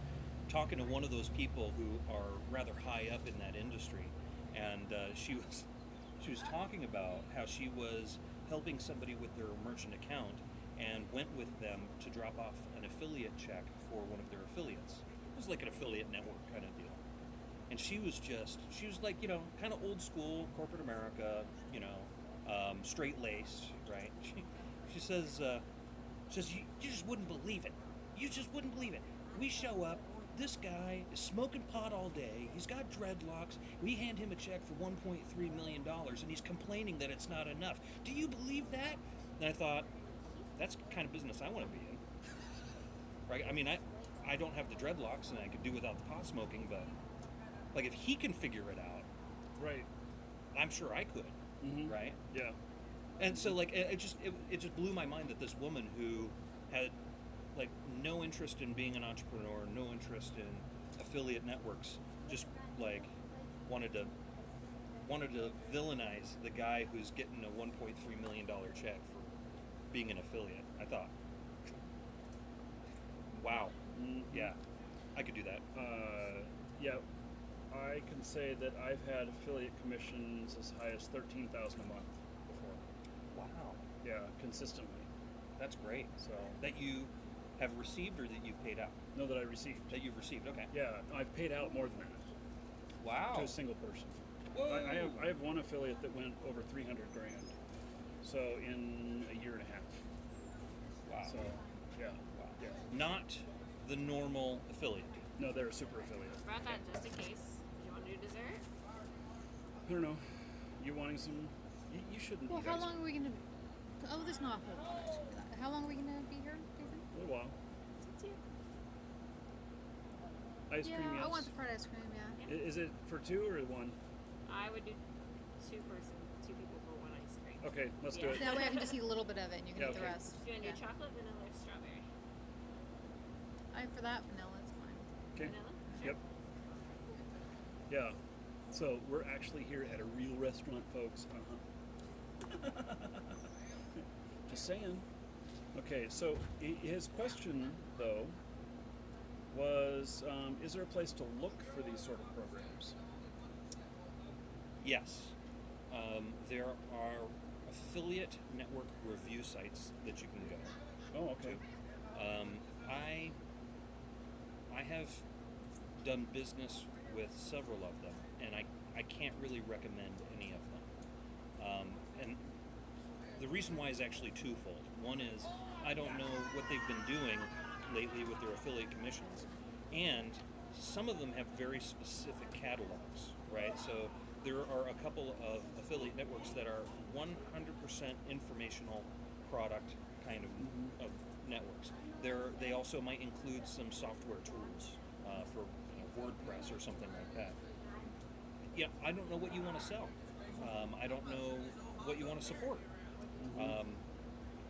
Me personally, I like the idea of building my guild first, right? Building my herd, building my tribe, and then offering them things that I believe in. And Right. that's not the same. It's not exactly the same as what So, and what you're talking about, Lewis. what Lewis is talking about. So, the and what you're talking about here is offering your tribe products that they need and want, as opposed to looking for products that you can pitch to people. So, Yeah, which by the way, nothing wrong with that. Nothing wrong with that model. the hogs are taken off. All right. Yes. On that note, Jordan shall take home leftovers. I will not eat these, but I don't like wasting food. So, in sponsorships like the sponsorship that I've talked about with Snapple and Dr. Pepper, there's a couple reasons why I didn't pursue that. One is that typically those type of sponsorships, unless you're really big, don't pay you any money. They provide you with some free product. But at the same time, I knew with how much Dr. Pepper I was drinking that it was not going to be good to get it for free. And so that's why I did not pursue that. So now I have thought about, and you guys may have seen it on my shows, the new water bottle that I have. I actually found them on Amazon, and I thought, because people have asked me about my water bottle, and the water bottle is awesome because it doesn't sweat, and we're in Oh. Florida. Oh, Yeah. Big deal here. It does That not is a big sweat deal. at all. Yeah. And that is a really big deal because if you set stuff down someplace, you can find there's a puddle of water on your coffee table, and it's not and you might it sweats so much here that you think that there was a leak in your cup, but there's not. So but that's an example of one that when people ask, I can provide an affiliate link for that, and then You that believe in it. well, yes, You know it's a good product. absolutely. So Yeah. people don't wonder whether or not you're going to sell them crap. I'm not. It's not BS. Yeah. Yeah. So look for those kind of opportunities. And sponsorship stuff. You know what? You're selling out to them because if you're sponsorship and you're taking in product or whatnot or payment for promoting them, it's a little bit different than just referring sales and getting paid for something that you believe in. Because if they're paying you monthly or whatever, even if you stop believing in them, you can't necessarily stop promoting them because it might be in your contract. Oh. And so what do you do then? Yeah. Yeah. Yeah. And that's why I've never done any formal stuff like that. I've been offered some things. I do have some hardware at home where they've sent it to me and they've asked me to review it. And I haven't done a video on it yet, but I'm going to sometime soon. So have you ever sent anything back and said, that's crap? No, but I do promise anyone who sends me something to review that if it's crap, I'm not going to do a video. See an ice cream? Yep, we are. All right. Fried ice cream. All right, ice cream, guys. Thank you. You're welcome. Y'all enjoy, okay? Or you just Yep. go ahead. Everything was good today, correct? Yeah, awesome. Thank you. Yeah. All good? Mhm. Thank you. Yeah. So that was pretty quick. Do you want some too? Oh, That's thanks. huge. Looks good. Looks good. Mm. Wow. So, I don't. are you going to describe for everyone what you're actually Yeah. making? This is some sort of. It's ice cream that's been fried. It's some sort of dessert. Salt Spider says, "Eat it, Jordan." I actually can't. I got a real life gluten thing that it's not just a fad for me. So I love fried ice cream. This looks like they really did it right, but I would herp afterwards. So All right. So Lewis, I know that didn't fully answer your question, but I hope that got close and leads you in the right direction.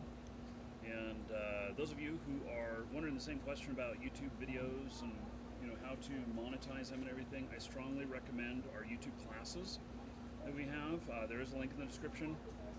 and it's for the YouTube success stuff. It's cheaper than the cost of a video game, and we discuss a lot of stuff like this in here. We go into depth actually about different affiliate things and all of the other stuff surrounding that. So yeah, we were very careful to create a beginner starter kind of product, right? So it's not going to be all encompassing. It's not going to bring you A to Z, but you will get the first few levels of how to start. It's solid. It's about how to get you producing videos. So that I guarantee, follow this stuff, you will be making videos, you will be playing video games and getting paid to do it, and so that's what it's all about. So Lewis, thank you for the question. And by the way, if you're watching this and you got other questions, join our Like an Entrepreneur Facebook group, and that's where these questions are coming from. So thank you, and see you there. Okay, so you get a question from Deserte. Actually, he's repeating somebody else's. Okay. Yeah. Brian is a mod.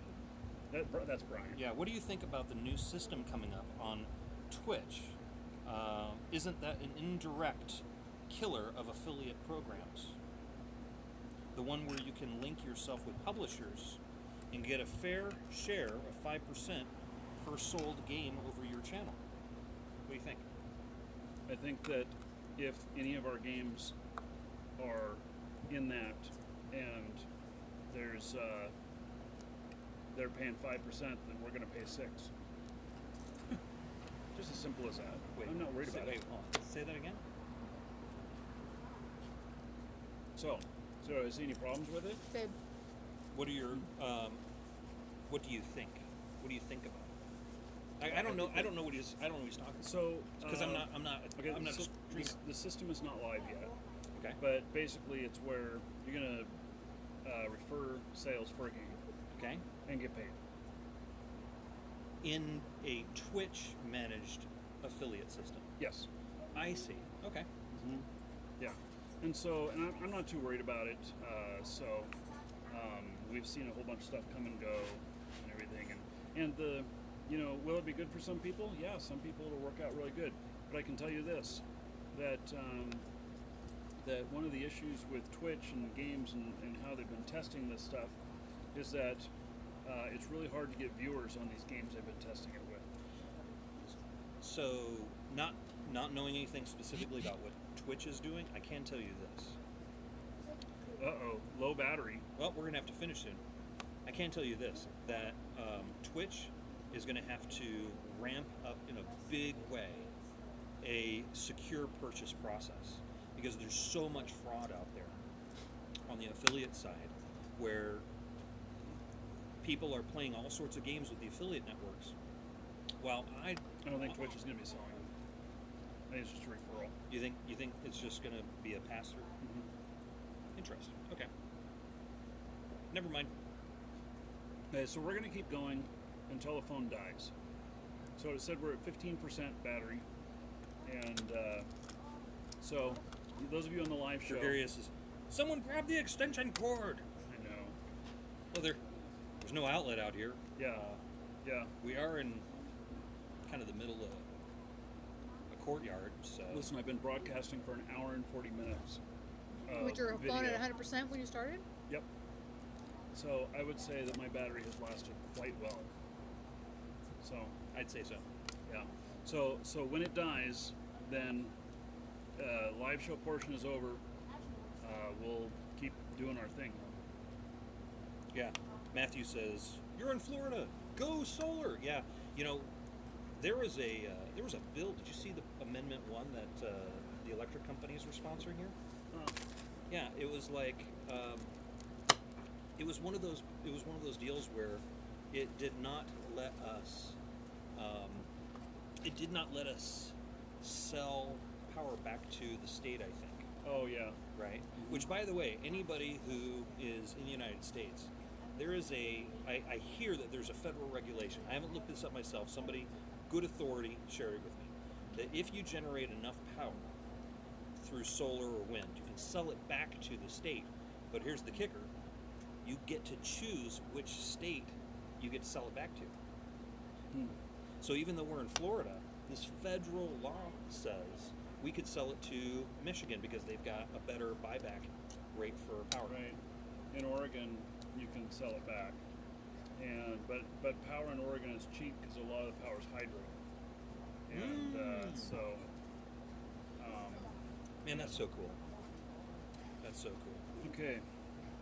So we're gonna do another one, and then. Mm-hmm. All right. So, well, I could throw my Right. 20,000 power bank. Oh.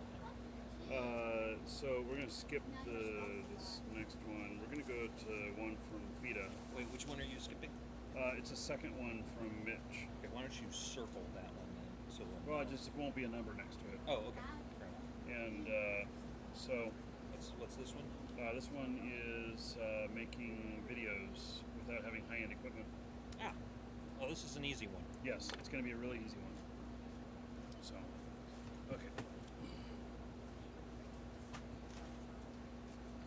Well, Marky Dragon, also known as Marcus Eikenberry in real life, and this is Jordan. welcome, Jordan. Thank you. Thank you. And thank you for making it awkward like you always do. I appreciate worked that. hard at that. Yes. But it pays. It's paid off. Really? It pays? It pays. I'm not seeing the money in my pocket. I'm wondering who it's paying. So, we are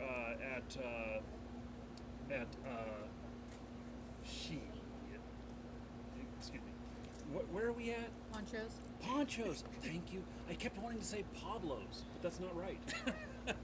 We're at Pablo's RSA. No, we've been coming here for years, and we haven't, and we've never needed to know the name really, because it's the only Mexican restaurant here, and so it's Pancho's in San Antonio, Florida, and great Mexican food here, and so we're filming on location here. Now, I've got a question here from Fida S. And Fida says, how do I make videos without having high-end equipment like cams and computers?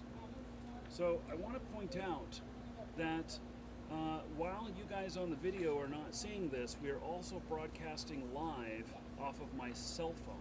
My cell phone is 2 years old, and it does 1080p video. We've been broadcasting live for an hour and 40 minutes. We just got a 15% battery low warning. And my phone's almost 2 years old. So it does 1080p. This live show is probably like 720p.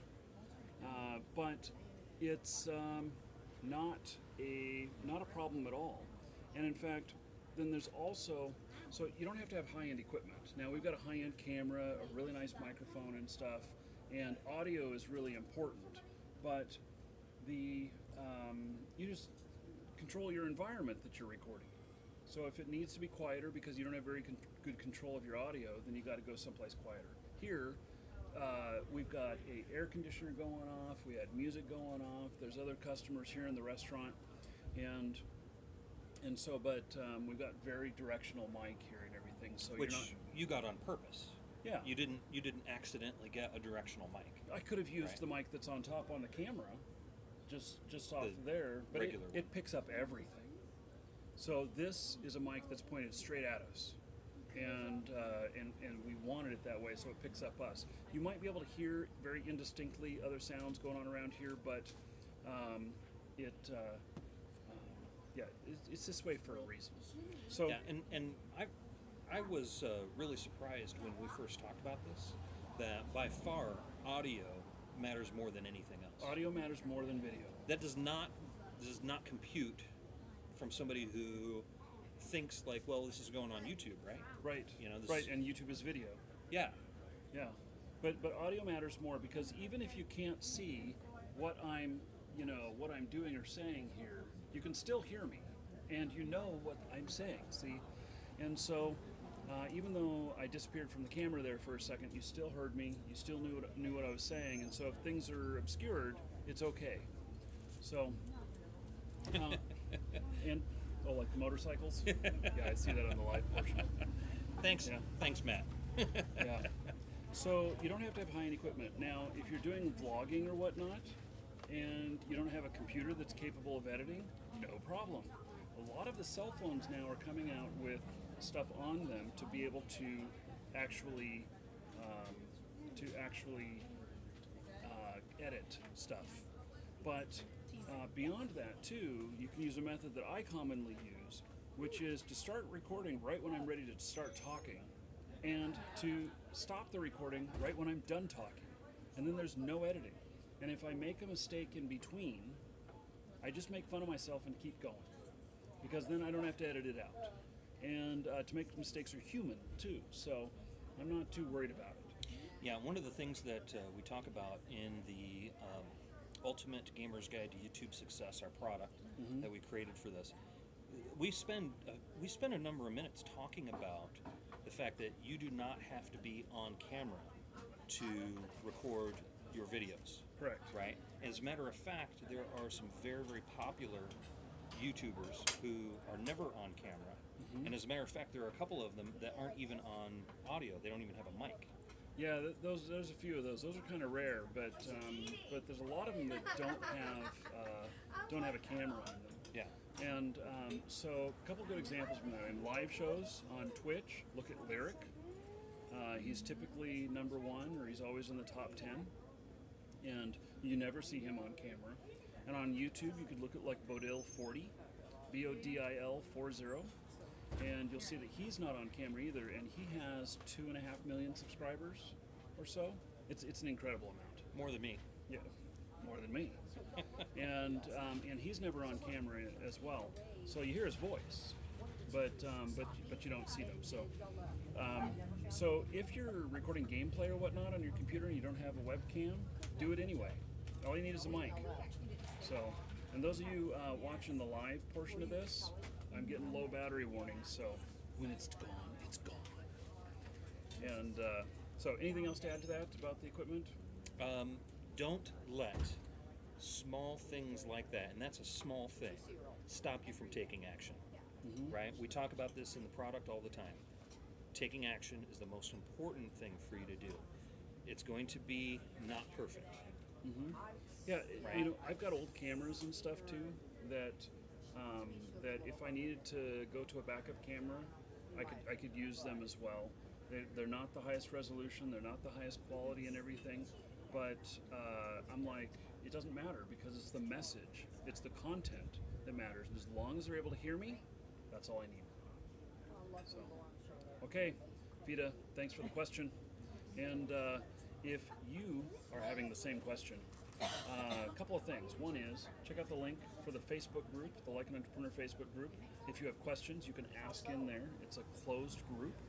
And then if you're also trying to produce stuff for YouTube, whether it's gameplay stuff, video gameplay stuff like what, the product that Jordan and I have created, you can look for the no job stuff, or YouTube success stuff.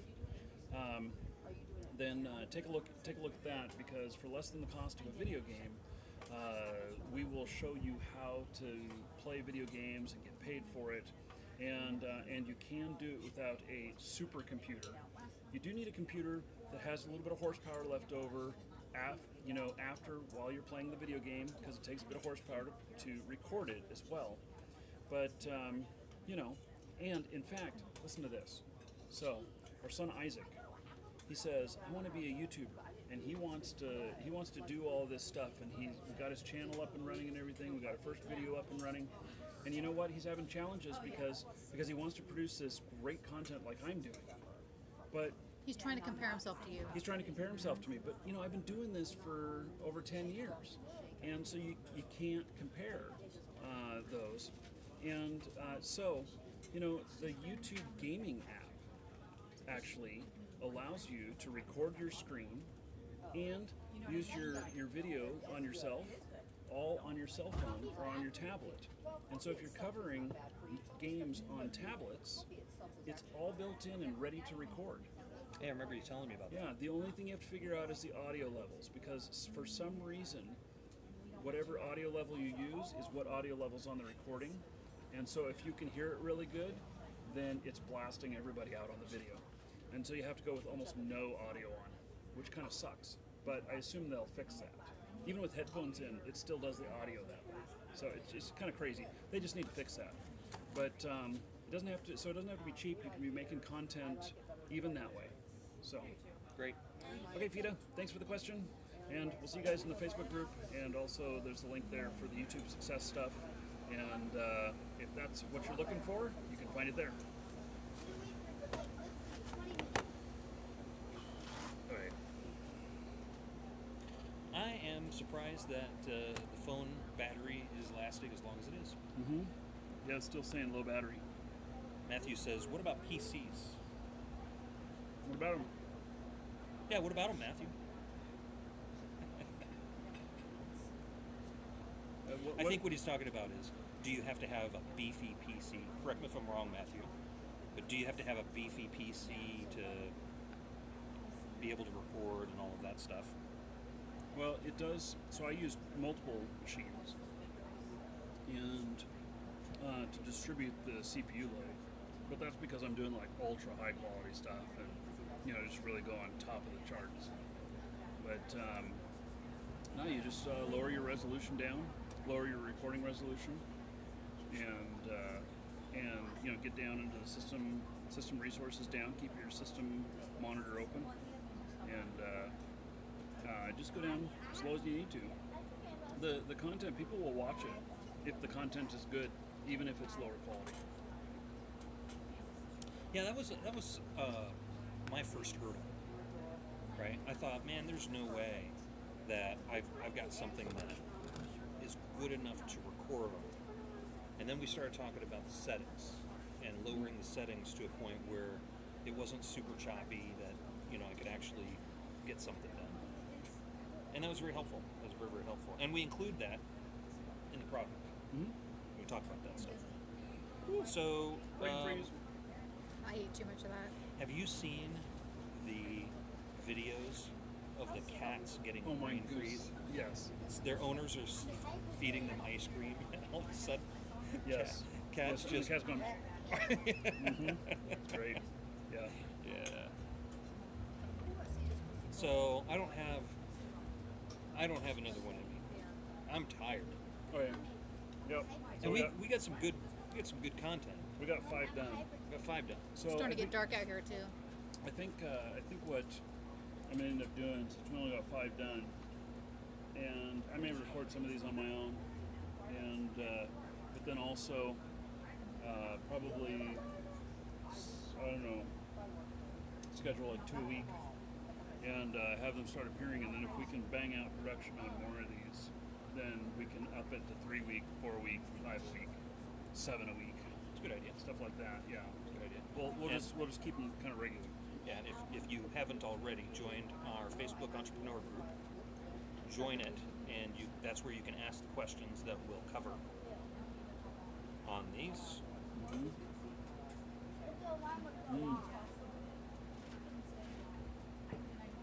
I'm tired. It's hard work Your doing food this. coma, eating those tacos. Yeah, lots of carbs. Too many carbs. So, yeah, it's hard work being on camera, isn't it? Yeah, and I don't like it actually. This is not Jordan's not. bailiwick. I'm not an introvert, so to speak, but I am. yeah, you tell me about it. I would have never guessed. It's like we're so he's full on extrovert, and I'm introvert. Yeah, my wife is too. We talk about thanks deserting. Yeah, we talk about there's like an easy quiz. You can find out if you're an introvert or an extrovert when you go to a party. I don't need to go to a quiz to figure that out. Yeah, I'm sure. I'm what's called a social introvert. Really? Do tell. I don't have a problem talking with people that I've never met, but it's going to approach those people that I've never met. But Interesting. I can have conversations with people, and Okay. I don't have, I'm not afraid to talk to people. It's getting out there to introduce myself, making the first step, and I can only stand large crowds for so long, and yeah. Okay. Oh, So powering off. See you guys later.